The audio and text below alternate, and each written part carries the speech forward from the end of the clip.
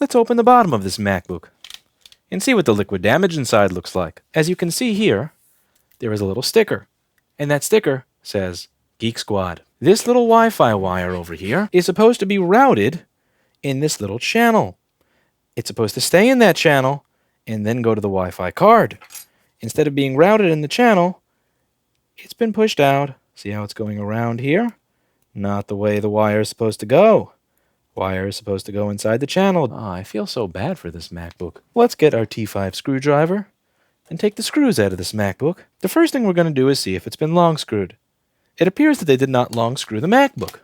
As can be seen here, they did not put the long screw in the short hole.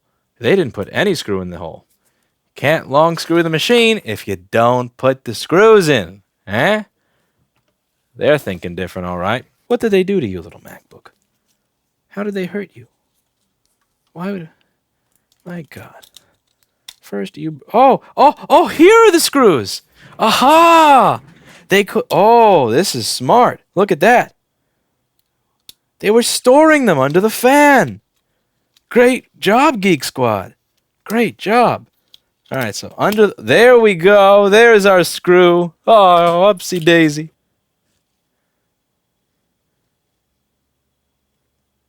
This MacBook appears to come with a note. Dear, to whom it may concern. This MacBook Air 2015 was water damaged by a cup of water, the size of a Starbucks grande. What's a grande? I hope data recovery is possible. I pray data recovery is possible. Smiley face. Sincerely yours, Visna. First things first, when we put the microscope over the board, first thing we see, teeny tiny hints of corrosion by the DCN board. This is a DCN board that I would not be reusing. Oh man, I'm yawning. The yawning is contagious. Now let's take a look at the DCN cable. That's definitely what you should keep inside the customer's computer. Oh yeah, sure, that's going to make it better. Let's take a look by the LCD backlight area. Little bit gross. LCD connector. Definitely gross. Are these pins even making contact with the board? Huh. Yeah, those pins are roasted. Let's take a look at the LED driver side on the other side of the board. Alright, LED driver, which is responsible for LCD backlight, is actually looking good over here. And the Thunderbolt area over here has seen better days, but a little bit of cleaning will make that Thunderbolt area just fine. I have no problem with this Thunderbolt area. My real problem is going to be with pins 3 and 4 on the LCD connector. These are, now if anybody wonders why those are the first to corrode, those are for LCD backlight. LCD backlight is the highest voltage in this connector. Everything else is going to be 1 to 3 volt signaling, so minor corrosion. But you got your 25 to 27 volt backlight line. This is what's going to get corroded first, due to there being the highest voltage. Now, when you learn about voltage in basic electronics, they're going to say that this is the potential or potential difference. When we talk about voltage here, think of it as voltage is the potential to F up your MacBook if you spill water on it. So the highest voltage line means the highest potential to F up your MacBook, which means that's into the highest potential to get screwed up. That's pins 3 and 4. And the other part that's the most screwed up is going to be this DCN board. I'm not even going to bother replacing the connector on this, because again, this board over here, this is worth money. This thing is not worth enough for us to give a crap about. So first things first, let's replace that LCD connector with another one. We're going to remove that LCD connector from this board and make it look great again. Let's get a nice clear view in the microscope. Here we go. Easy breezy. Why are you at work? Here's a coffee. I'm at work because MacBooks need to be fixed. And if I don't fix the MacBooks, who will? Somebody has to think of the little MacBooks. And it clearly doesn't appear to be you. MacBooks need to be fixed. As long as there need to be MacBooks fixed, Lewis will be at work. Someday we're going to live in a world where MacBooks no longer need to be fixed, because people will stop buying them, or somebody else will be here to do them. When that day comes, Lewis will not be at work. Now I'm going to use this quick hot air station, which, by the way, we're going to have quicks back in stock tomorrow, not just in 2 and 110 volts, we're also going to have the 220, 230 volt versions back. And we're also going to have bent nozzles back in stock tomorrow. So if you've been waiting to get a 220 volt quick, we are going to be selling them again, and we also are going to have the bent nozzles back in stock again, for anybody interested. Back to our regularly scheduled programming.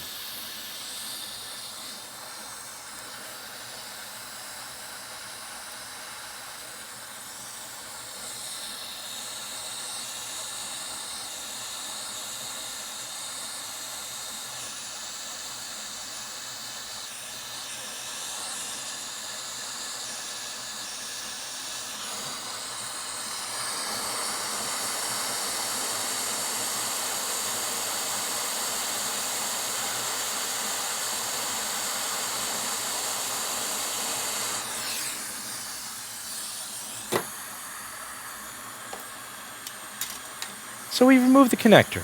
As you can see, the pins responsible for LCD backlight, 3 and 4, appear to be, at best, dirty, at worst, missing when it comes to 4 and 3 respectively. Let's see if we can save any of those. I'm going to use this HAKKO FX951 soldering iron, link in the description below, with the BCM2 tip, one of my favorite tips when it comes to wicking or doing any sort of LCD connector on a MacBook. I like the BCM2 tip. Took me a while to find a tip that I genuinely enjoy. I'm very picky when it comes to my tips. So now we're going to add some leaded solder here. And we're going to suck up all that nasty lead-free solder. Unfortunately, we did not use the right amount of flux, so it's not flowing as freely as I'd like it to. We're going to use a more appropriate amount of flux here.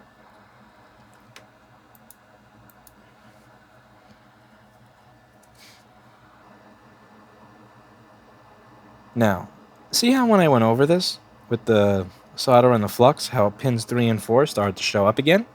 That means that my pins were not actually destroyed. Rather, it appears that my pins were likely just covered with a layer of dirt. This is great news. This means that there's a chance that I may be able to get those pins back without having to run a jumper wire. So let's see what we can do. See if we can make those some happy little pins. A little bit of gentle scraping. Never hurt anybody. Just scrape, scrape, scrape, scrape. Remember, we got a nice flux in our board. We're adding some nice and leaded solder. The iron's nice and hot. Not going over too hard. But we are scraping. And it looks like we brought the pad back. Beautiful. Now we're going to go over this with some nice Goot wick. Goot wick is the top #1 recommended wick by Jessa Jones at iPad Rehab. And it's sold on store.rossmangroup.com. This wick has a nice flux built in. It rolls like butter. It's so beautifully smooth. Watch this. Look at that. Oh, baby.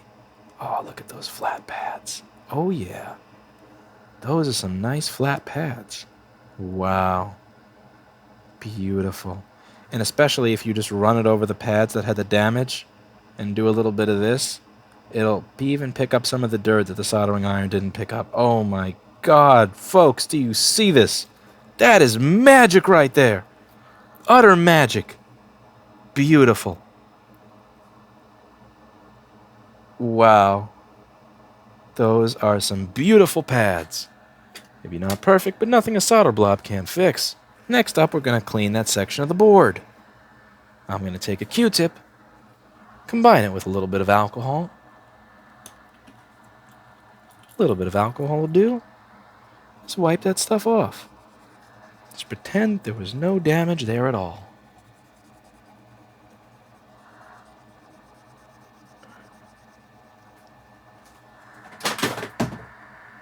It appears there's a mouse in my office. A mouse just knocked over the 2 RMA boxes I have for Amscope. Wow.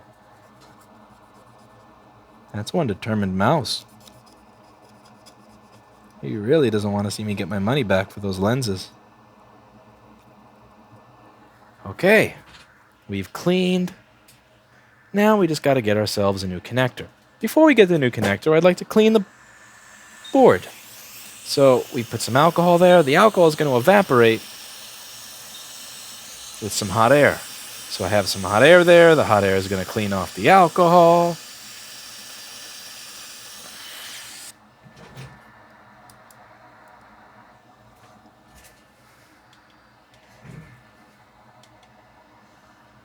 The LCD connector has been placed on our board. Let's get the microscope in perfect focus there. Add a small amount of flux. Flux. Lovely, beautiful flux. Flux.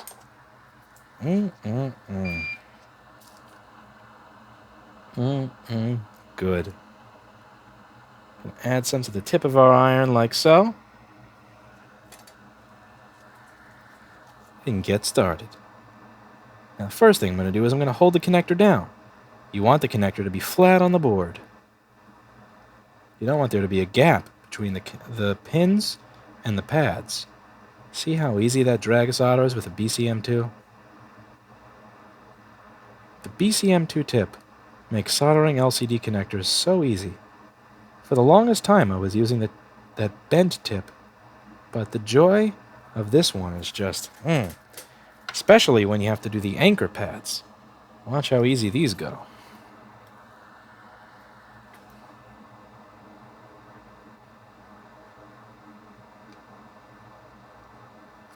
Just the right amount of solder.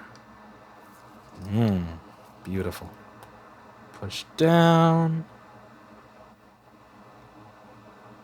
Okay, gotta add a little bit of solder to that.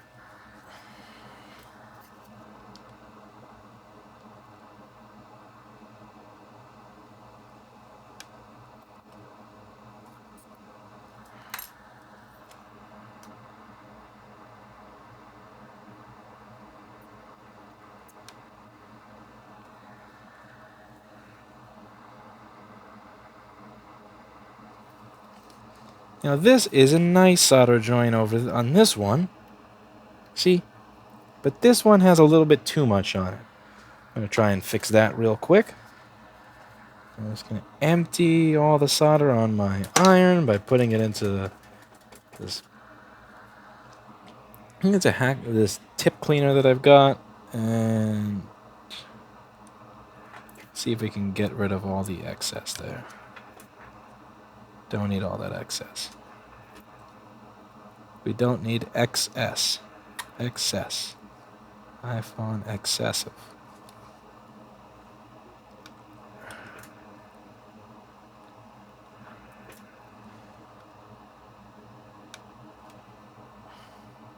Alright, that seems pretty good. Now we're going to go back to the Thunderbolt area of this board. The CD3211.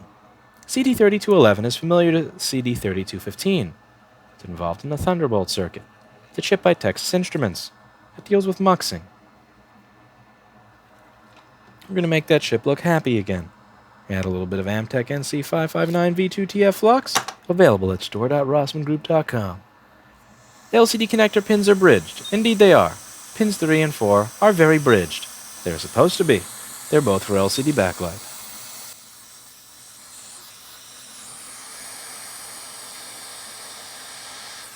Now those capacitors over there will likely still work.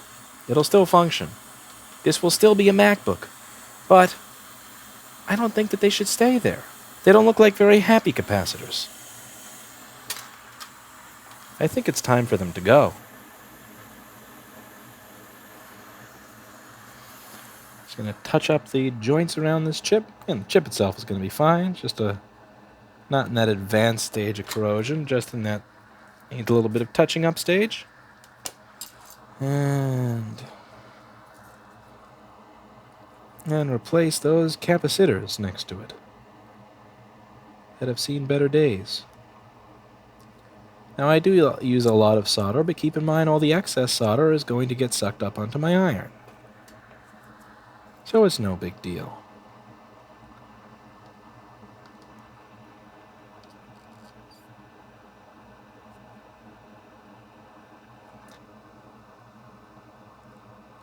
You got to go. You got to go. You all got to go, actually. Sorry, capacitors.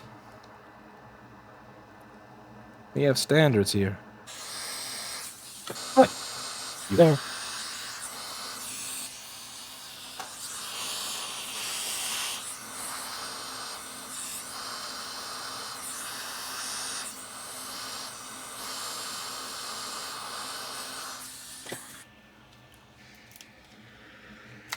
Also, sadly, this user is likely going to have decreased Wi-Fi reception. So this is what happens when you route the cable improperly. But here's the funny part. I shouldn't say funny, I should say sad. Here's what GeekSquad did. Check this out, people. So,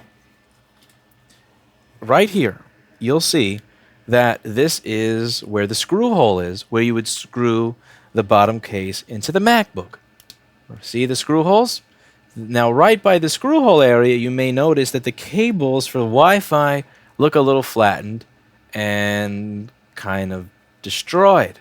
This happened because after misrouting the cable, they managed to accurately route it right over the screw hole, which they then put a screw through. They put a screw through the cable for Wi-Fi and gave it back to the customer, unfixed.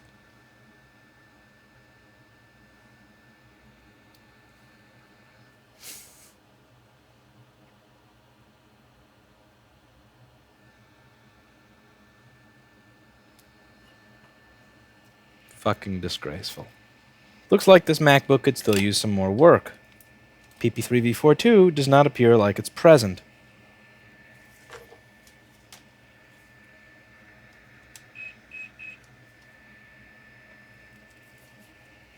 We're not getting a light in the charger, but we don't have 18 volts by the PP3v42 circuit. PP3v42 is the first rail required in order to get a green light in the charger, as you may know from any of my older one-wire circuit videos. When measuring over here, we're getting nothing. Absolutely nothing going into the diode.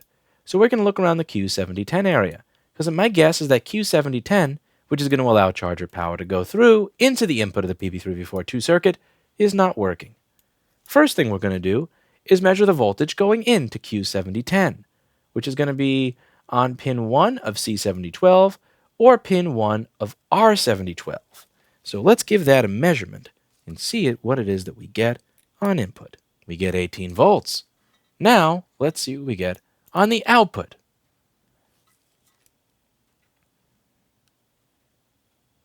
We get 0. Q7010 is not opening. Q7010 over here is a P-channel MOSFET. I would highly suggest watching my video series on what is a transistor so that you get an idea of how they work and how they open in my basic electronics video playlist. Long story short, a P-channel MOSFET is going to open when the voltage on the gate, where it says G, is lower than the voltage on the source. So we have 18 volts in the source. I would expect there to be a considerable amount less voltage on the gate in order for it to allow voltage to go through. So this is like a little switch where the source is going to send voltage to the drain only if the voltage on the gate is correct. It's like an electronic switch. So we have a little path to ground here where R7011 and D7012 are going to let some of the power go through. That's the idea. R7010 and R7011 are going to send some voltage to the gate. So you're going to have 18 volts in the gate. But then the diode is going to drop the voltage by sending some of that to ground.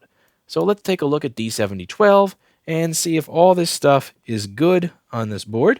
So I am going to unplug the board real quick so that we can get a closer look under the microscope at that section and see why this is not turning on, and bring this board back to its former glory prior to it being seen by GeekSquad.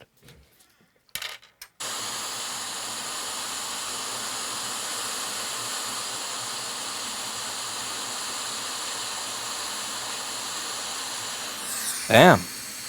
Gone. Alright, now we should be able to make a couple of basic measurements. I'm going to plug this in, and let's see what we get. Now remember, I need the voltage on the gate, pin 4, to be less than the voltage in the source. Another problem you're going to notice here, thanks to Paul Daniels' terrible software, is that Q7010 on the board looks different than it does in the board view. On the board, we have a chip that has 4 pins on the bottom and 4 pins on the top. But when you look in the schematic and in Paul Daniels' execrable software, you'll see that you have 1 pin on the left and 3 pins on the right. This doesn't make sense, but if you've ever seen the way the toilet water spins in Australia, you'll get an idea that they don't really know their up from their down very well. It's fine. We can forgive them, and I'm going to show you a trick on how it is that you can use Australian software, even if you live someplace where the toilet water spins in the proper direction, in order to figure out where everything is placed on the board. So, over here, it shows us that the gate, which is pin 4, also connects to pin 2 of C7012. So if we look at C7012, we can click pin 2, and that is where we can measure the voltage from the gate. So even though I can't tell how the hell this over here relates at all to the picture made by Paul Daniels' crazy software, what we can do is say, according to this schematic, the gate attaches to pin 2 of C7012. So we then find C7012, we then click on pin 2, and now we can measure the voltage on the gate. So let's see what voltage it is that we get on the gate.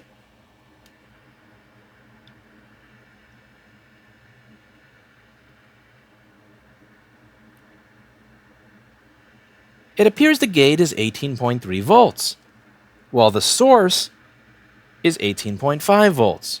That is not much of a difference. As I said, we need there to be some sort of considerable difference between the voltage in the gate and the voltage in the source. A P-channel MOSFET is not going to open unless the voltage in the gate is considerably lower than the voltage in the source, which that is not at all. That's not even 5%. That's not going to cause it to open. So, what is it that is going to bring that voltage down? D7012 is what's going to bring that voltage down, folks, and that's going to be if it has a path through R7011. Let's take a look at R7011 and D7012.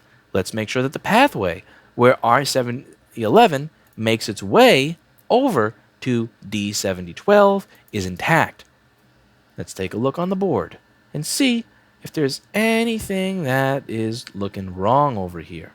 So, first thing we're going to do is unplug the charger, because if the charger is plugged in, it's not going to work properly. Then we're going to put the multimeter into resistance mode, and we're going to see if the top of this resistor makes its way to the diode like it's supposed to.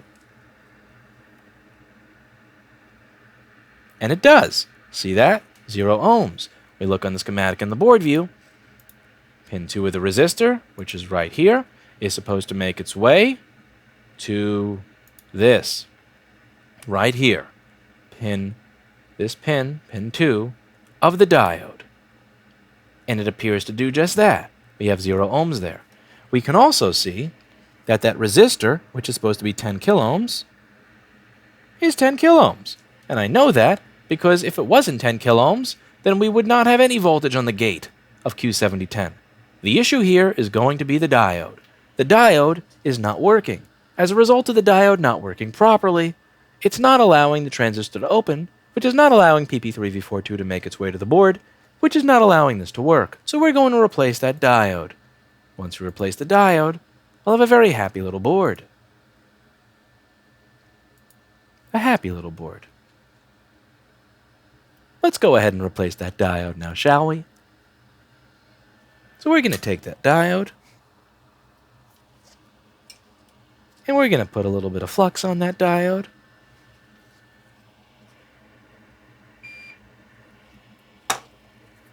And we're going to solder that right off of the board. Bye-bye, diode. It was nice knowing you. You're gone. You're never coming back. Bam. Just like that. Removed. We're going to take another diode and put it on the board. Notice the diode, similar to Paul Daniels' software, is laughing at me. If we zoom in on this diode, you'll see that I'm quite serious. If you look at the diode, what is that it says right there? Look at that diode. Look at that. See that right there? Ha! That mother... That's how you know that it was the bad component. the bad component that's keeping the MacBook from turning on is the component that's laughing at you. Now we're going to turn this MacBook on, and it's most likely going to work. Little fucking diode thinking it can laugh. Piece of shit. Oh crap, we're still on. So you can see we're getting a light. And if I were to plug the fan in, you'd see that we also get a fan spin. Let's see if this little MacBook has it in it to boot up. Chime. Dong. Give an Apple logo on your screen.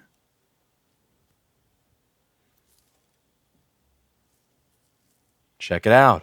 Not only does the MacBook turn on, not only does it recognize a charger, not only does it have a backlight on its screen, but the issue that the customer was most concerned about, which is that their data, which is inside an SSD wrapped in a GeekSquad sticker, was gone, is not a problem. Their data is there. Another MacBook saved from the jaws of a terrible franchise. Or a terrible large company. If only these MacBooks made it to people like us first. The Michael Oberdicks, the Chris Longs, the Tim Hermans, the Paul Danielses, the Jessa Joneses, the Mark Schaefers. Don't send your MacBook to Geek Squad. Don't send your MacBook to YouBreak-iFix. Don't send your MacBook to any one of these large franchises that has more money in branding than brains. Thank you very much for watching, and as always, I hope you learned something. By the way, Best Buy, you owe this woman a new Wi-Fi antenna.